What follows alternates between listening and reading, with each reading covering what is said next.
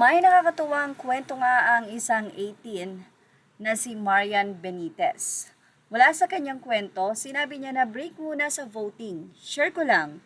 Pagpasok ko sa trabaho, may nakasalubong akong sa office. Agaw pansin ng keychain ni Stell at strawberries. Sabi ng kasalubong ko, parang ikaw ang asawa ko. Bakit?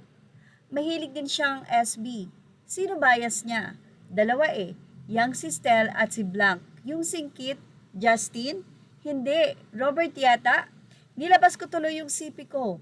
Pinaturo ko kung sino si Robert na tinutukoy niya sa SB19. So, sino nga po ba si Robert sa SB19 na tinutukoy ng isa pang 18 na ito? At syempre, tanong ng tanong nga sa comment section ang mga kapwa 18 dahil curious na sila kung sino nga ba ang tinutukoy na Robert ng nasabi nga pong fan. So, say nila, sinong bias mo sa SB19 me? Si Robert po. Sa bagay, meron nga tayong Junard eh. Paano naging singkit si Josh? Robert Josh Colin Santos. Buti pinakita mo na pickups, baka hindi lang Robert na pangalan mabanggit niya. At syempre, dahil tila hindi naintindihan ng iba kung sino si Robert, may nagtanong. So, sino si Robert? Si Josh po ang tinuro niya. Nakakatuwa dahil say pa ng isa, baka daw iba-iba na maging pangalan ng 5 cups. So, alam nyo na kung sino si Robert ngayon. Kung may Junard, may Robert na rin at walang iba kundi si Josh.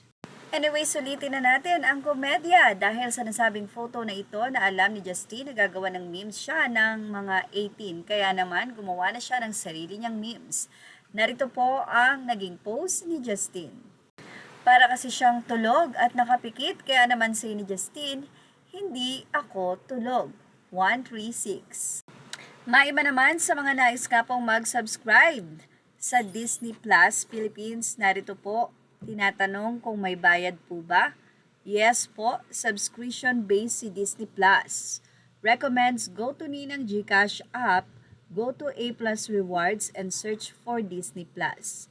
Dalawa po ang inyong pamimilian. Meron diyang basic, $289 at ang premium, $599. Sa mga hindi po alam paano mag-download, narito po ang frequently asked questions. App po ba ang Disney Plus and may need akong i-download? Yes, pero don't worry, mas madali pa siyang i-download kaysa di mo sila mapanood.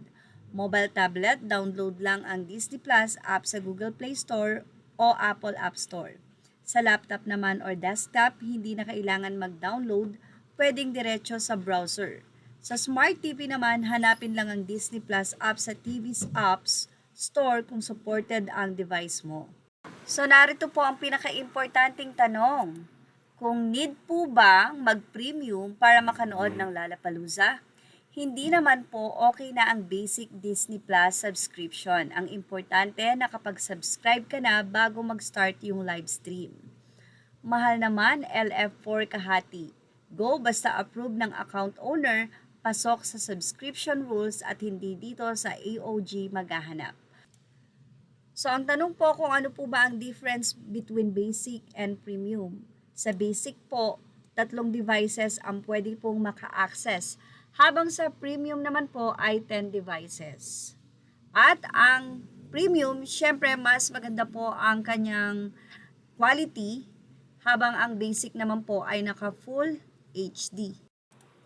At alam niyo po ba na tila mahirap na pong mag-subscribe ngayon? Mukhang nagkakagulo na naman po ang SB19 fans ang 18 sa subscription dahil nahihirapan po tayong mag-subscribe. Sa mga nagtatanong po kung may bayad, yes po, panuuri na lamang po ang nasabing video. At yan ang ating Showbiz Now update. Images are all credit to the rightful owners. Thank you for watching Showbiz Now.